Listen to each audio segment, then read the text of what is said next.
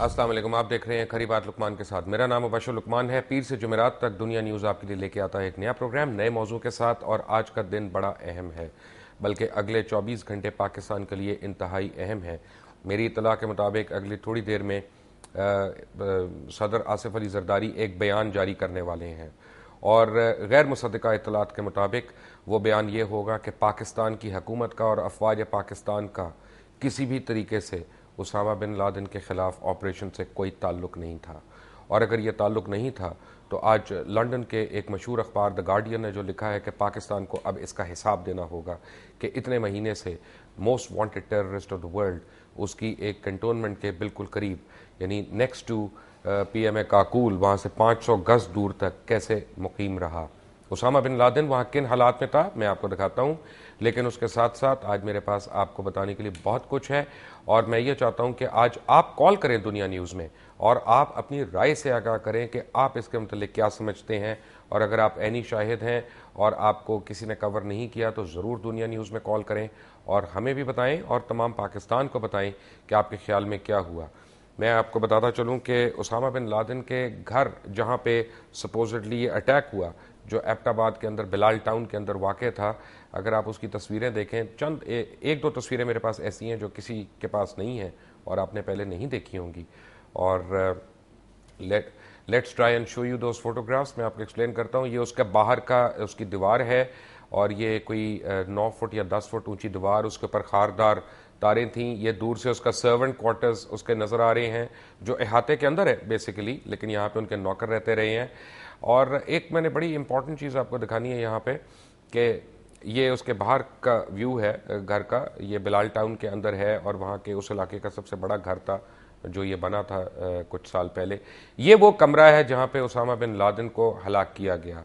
ये कमरा है जहाँ पे उसामा बिन लादेन रिहाइश पजीर थे।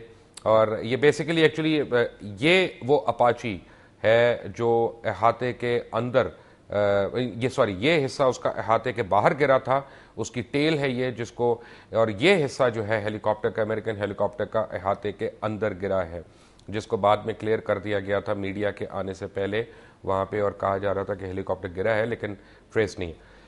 This is the room where Bin Laden lived. आप देखें पीछे उसके कपड़े भी लटके हुए हैं और ये शलवार कमीज़ें ज़्यादातर पहनते थे। एक DVD प्लेयर पड़ा हुआ है वहाँ पे। मैं दोबारा उस तस्वीर के ऊपर आऊँगा, वो एक लूप बना हुआ है तो ज़रा जल्दी जल्दी चल रहा है।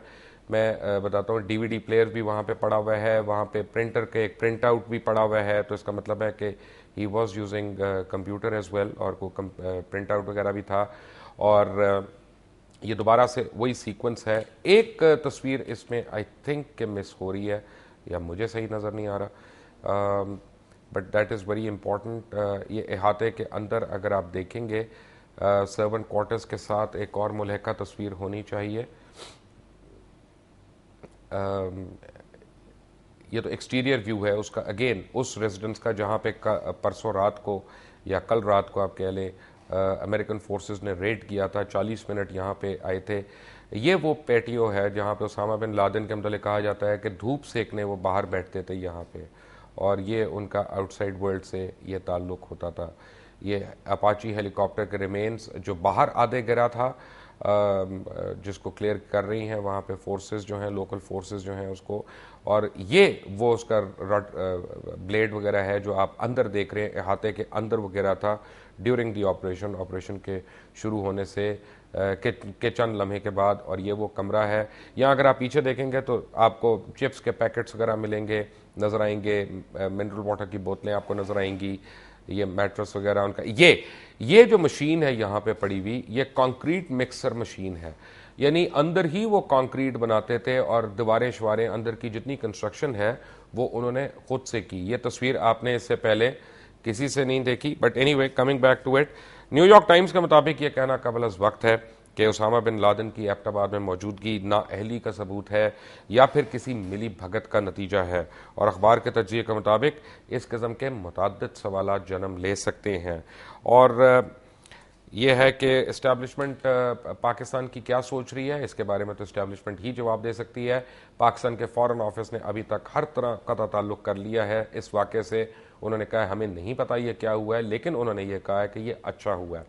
आपको ये बताऊं कि कुछ लोग जो यहाँ से गिरफ्तार हुए थे उनके मतलब ये कहा जाता है कि वो गिरफ्तार इसलिए हुए और उनको वो लेके इसलिए नहीं गए क्योंकि जिस हेलीकॉप्टर में अमेरिकन ने उनको लेके जाना था वो हेलीकॉप्टर ऑपरेशन के दौरान क्रैश हो गया था। एक आई विटनेस अकाउंट के मुताबिक इसके ऊपर एक रॉकेट लॉन्चर से फायर किया गया था।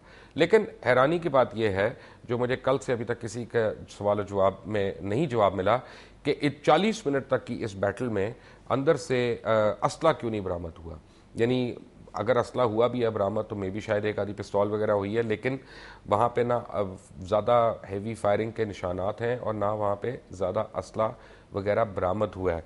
लेकिन जो एक तशवीश कुन बात है, और मैं आज भी पाकिस्तान के मुख्तलिफ चैनल्स को मैं देखता रहा हूँ और तजिया नगारों को देखता रहा हूँ, और सारे कहते रहे हैं कि अमेरिका ने पाकिस्तान की सॉवरेनिटी पे हमला किया है 120 मील अंदर आके।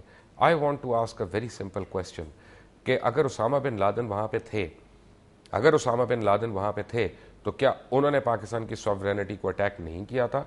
एक वो पाकिस्तानी शहरी नहीं थे, पाकिस्तानी सिटीज़न नहीं थे, और फिर वहाँ पे उनकी मौजूदगी बगैर पासपोर्ट के, बगैर वीज़ा के, बगैर डॉक्यूमेंट्स के, व्हाट इज़ दैट प्रूफ? एक मेट्रोपॉलिटन शहर है, वो कोई मज़ाफ़ाती इलाका नहीं है नॉर्थ वज़ीरिस्तान वगैरह के साथ, के जहाँ पे कहा जाए कि ये वो ड्यूरेंट लाइन थी और ड्यूरेंट लाइन अब कोलैप्स कर चुकी है और वहाँ से आम दुरफ जो है नकलो हरकत जो है वो बड़ी आसान है।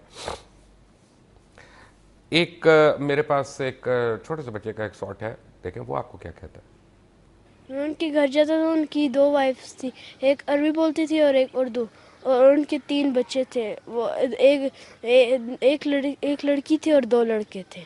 उन्होंने हमें 2 रैबिट्स दिए। उन्होंने कैमरे भी बाहर लगाए हुए थे, वो अंदर से बैठ कर देखते थे, अगर कोई जो है आए तो उसको जो है वो लोग देख लें। आपको मैं ये बताता चलूं कि ओसामा बिन लादेन को ट्रैक कैसे किया अमेरिकन इंटेलिजेंस ने। ये तकरीबन 2 साल पहले की बात है, क्योंकि ओसामा बिन लादेन का एक जो नॉर्मल प्रैक्टिस थी वो ये थी कि किसी किस्म का सेल फोन नहीं यूज़ करते थे, किसी किस्म का टेलीफोन कम्युनिकेशन नहीं यूज़ करते थे, और किसी किस्म का इंटरनेट वो इस्तेमाल नहीं करते थे, ताकि किसी तरह से भी किसी सैटेलाइट से ट्रैक ना हो सकें। उसामा बिन लादेन के 3 या 4 बहुत ट्रस्टेड कोरियर्स थे, ह्यूमन कोरियर्स थे, जिनके ज़रिए वो पैगाम भेजा करते थे। एक ऐसे ही शख्स जो अफ़गानिस्तान से गिरफ़्तार हुआ और गुआंतानामो बे के अंदर, जेल के अंदर, जब उसको वाटर बोर्डिंग के थ्रू, यानी वो पानी में टुबियाँ दे दे के जब उसको वो उससे उगलवा रहे थे, तो वहाँ पे उसने ये बताया कि उसको हालिया तौर पे यानी हालिया दिनों में प्रमोट किया गया।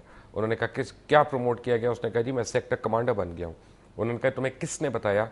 उसने कहा जी फलां फलां शख्स ने आके बताया, और ये ऑब्वियसली शेख बिन लादेन का हुक्म है, और उनके हुक्म के बगैर प्रमोशंस होती नहीं। फिर उस आदमी को ढूंढा गया और उस आदमी को ट्रैक किया गया, और बिलाखिर 8 या 9 महीने पहले एक उसने टेलीफोन कॉल की किसी को, और उस टेलीफोन कॉल ने उस कोरियर को यानी गिव अप करवा दिया। और उसके बाद उन्होंने उस कोरियर को उठाया नहीं, उसको पकड़ा नहीं, उसको मॉनिटर किया टोटल सैटेलाइट्स वगैरह से। और उसके बाद जब इनको यकीन हो गया कि ये कोरियर महीने में 1 दफ़ा या महीने में 2 दफ़ा इस प्रेमिसेस के अंदर आ जा रहा है, तो ये तो इस्टेब्लिश हो गया था कि यहाँ पे कोई हाई प्रोफाइल टारगेट है। ये इस्टेब्लिश इनके साथ नहीं हुआ था कि यहाँ पे एग्जैक्टली कौन सा टारगेट है। उसामा बिन लादेन की लाश को जिस तरह से समुंदर बुर्द किया गया, उसके मतलब ये क्या सराइयाँ हैं कि अगर उसको ज़मीन में कहीं पे भी दफनाया जाता तो हो सकता है वहाँ पे रिचुअल्स बन जाते, वहाँ पे कोई मज़ार बन जाता, लोग वहाँ पे विज़िट करना शुरू हो जाते, और एक कल्ट की फॉर्म जो है वहाँ पे बन जाती। और दूसरा एक ये भी था कि कौन सा मुल्क है इस वक्त इस दुनिया में कि जो एक्सेप्ट करता कि उसकी टेरिटरी में उनकी तदफीन की जाए, बिकॉज आने वाले दिनों में फिर वहाँ पे उनके लिए मसाइल भी पैदा हो सकते थे।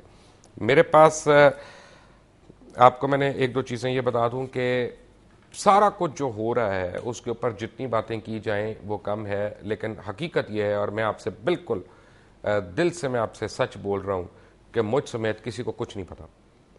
ये मैं आपको फैक्ट बता रहा हूं कि जो भी इस वक्त ये कहता है कि मुझे ये पता है, मुझे ये पता है, या ये हुआ है, या ये हुआ है, ये किसी को नहीं पता। हम सारों को जितनी इन्फॉर्मेशन है वो बिट्स एंड पीसेस में, और सारे हम कड़ियाँ जोड़ जोड़ के, और कई दफ़ा ऐसा भी होता है, हमारे साथ भी प्रॉब्लम होती है, दूसरों को क्या कहना, कि हमारी जो ख्वाहिशात होती हैं या हमारे जो अपने नज़रियात होते हैं वो हमारे तज्जियों के अंदर भी शामिल हो जाते हैं। तो इस वक्त अहम बात यह है कि आपको यह बताया जाए कि इस वाक़े के बाद पाकिस्तान में क्या होने वाला है। क्या आने वाले दिनों में अमेरिकन तोपों के रुख पाकिस्तान में हो जाएगा?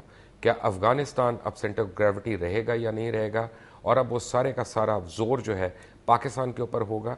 क्या आज अगर हुकूमत पाकिस्तान बिल्कुल चुप करके उसने हथियार फेंक दिए और उसने कहा कोई नहीं, कोई बात नहीं, अच्छा हुआ एक टेररिस्ट मारा गया, हमने चाहे किया या किसी और ने किया, तो आने वाले दिनों में क्या एमन अल ज़वाहिरी या किसी और की तलाश में दोबारा से मज़ीद ये ऑपरेशंस होंगे? इन सवालात का जवाब आप लोग देंगे। आप मुझे फ़ोन करें, लाइव प्रोग्राम है, लाइव कॉल्स लूँगा, और जब ब्रेक से आऊँगा तो किसी वक्त आपको बताऊँगा कि Sasha has come back to Pakistan. Who Sasha? I will tell you after break. Take a break.